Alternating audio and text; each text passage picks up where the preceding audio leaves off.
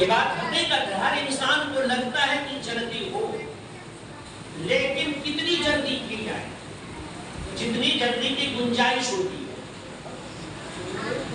حضرت عثمان غنی رضی اللہ تعالی عنہ مغرب کے بعد سے عشاء کی نماز پڑھتے اور کھڑے ہوتے تھے تو فجر سے پہلے پہلے پورے قرآن پاک کی تلاوت فرما لیا کرتے تھے۔ آج ہم ایک پارہ دو پارے سننے میں ہمیں اور آپ کو پریشانی ہوتی ہے، اتنا لمبا وقت دے دیا ہے کیونکہ ان لوگوں کو قرآن سے محبت ہے۔ حضرت علی رضی اللہ تعالی عنہ پورے دن میں فجر سے لے کر غروب آفتاب تک میں 7 قرآن پاک کو ختم کیا۔ کتنے؟ 7۔ ہم نے 15 دن میں ایک بار کی، لیکن حضرت علی صبح سے لے کر شام تک میں ایک ختم قرآن پاک کیا کرتے ہیں، جن کا ہم اور آپ اتباع کرتے ہیں۔ امام اعظم ابو حنیفہ رضی اللہ تعالی عنہ ہر رات آپ نماز تراویح میں ایک ختم قرآن پاک کیا کرتے تھے، یعنی دن میں ایک ختم اور پھر رات میں بھی ایک ختم کیا کرتے تھے، یعنی 30 دن کے اندر میں 60 قرآن پاک مکمل کیا جائے۔ کیوں کرتے تھے؟ اس لیے کہ قرآن پاک کی تلاوت کرنے کے بعد جو دعا کی جاتی ہے رب تبارک و تعالی اس دعا کو حضور پاک علی نبی جناب علیہ السلام جب عشاء کی نماز میں کھڑے ہوتے اور جب فجر کی آذان ہونے والی ہوتی، اس سے پہلے پہلے مکمل کرنے کے بعد کچھ آیتوں کو چھوڑ دیتے۔ کیا کرتے تھے؟ کچھ آیتوں کو چھوڑ دیتے، جس طرح بھی امام صاحب نے کیا، کچھ آیتیں 10 آیتیں چھوڑ دیے، سورہ چھوڑ دیا آپ نے۔ تو حضور پاک کچھ آیتوں کو چھوڑ دیتے تھے اور فجر کی نماز کے بعد اپنے اہل و عیال کو بلاتے اور پھر وہ چھوٹی ہوئی آیت کو آپ مکمل فرما کر پھر اپنے اہل و عیال کے مابین پھر اللہ کی بارگاہ میں دعا فرماتے تھے، اس لیے کہ رب تبارک و تعالی ختم قرآن پاک یعنی قرآن مکمل کرنے کے بعد جو دعا کی جاتی ہے اللہ اسے قبول فرماتا۔ ہم نے اور آپ بھی جو یہاں بیٹھے ہیں یہ حضور کی سنت ادا کرنے کے لیے قابل مبارکباد ہیں کہ آپ لوگوں نے 16 دن تک کہنا کہنی کا ماحول رہا، لیکن کل کے بعد ایسا مجمع دکھائی نہیں پڑے۔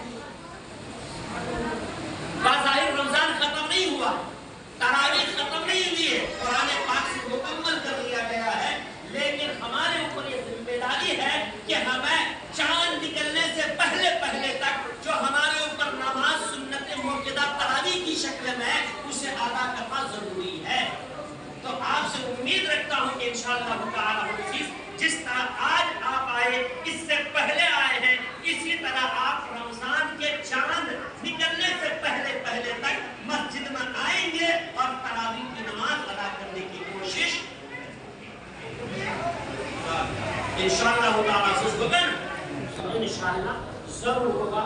اور مزید گفتگو کرنے کی گنجائش نہیں ہے، میں آپ سے یہی کہوں گا کہ جتنا زیادہ ہو سکے اس ماہ رمضان میں قرآن پاک کی تلاوت کریں۔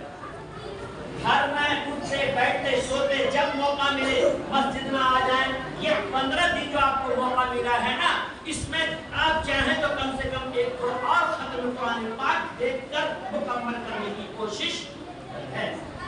اور آپ لوگوں نے بہت اچھا نماز سے نوازا ہے، انشاءاللہ تعالی العزیز آپ اپنی ابھی کانوں سے سنیں گے کہ آپ نے کیا خدمت حافظ صاحب کی۔ میں خدا کی بارگاہ میں دعا کرتا ہوں کہ اللہ تعالیٰ نے جو حافظ صاحب نے قرآن سنائی بڑی بہتر انداز سے بتا بھی چکا ہوں، آپ نے بھی سنا، میں کیا بتاؤں گا، آپ نے بھی سنا کتنا اچھا مکمل انہوں نے قرآن پاک پڑھی۔ تو میں خاص کر مفتی صاحب سے اللہ سے گزارش کروں گا کہ آپ آج جھونی کے مسلمانوں کے لیے، ہماری ماں بہنوں کے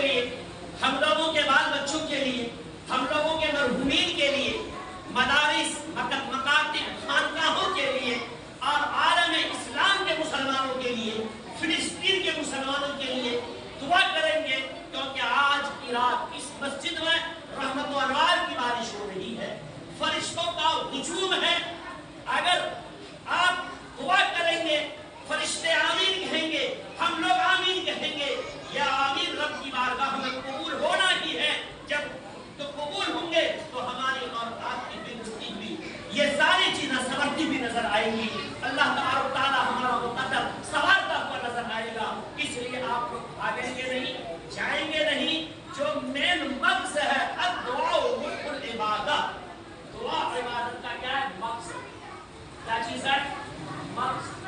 اگر انسان کو اگر بھیجا ہی نہ ہو، مقصد نہ ہو، تو وہ انسان کہلائے گا، پاگل کہلاتا ہے۔ اسی طرح انسان عبادت کرے اور دعا نہ کرے تو وہ عبادت آسمان میں لٹکا ہوا رہتا ہے، معلق رہتا ہے۔ جیسے انسان دعا کرتا ہے وہ دعا قبول ہوتا ہے۔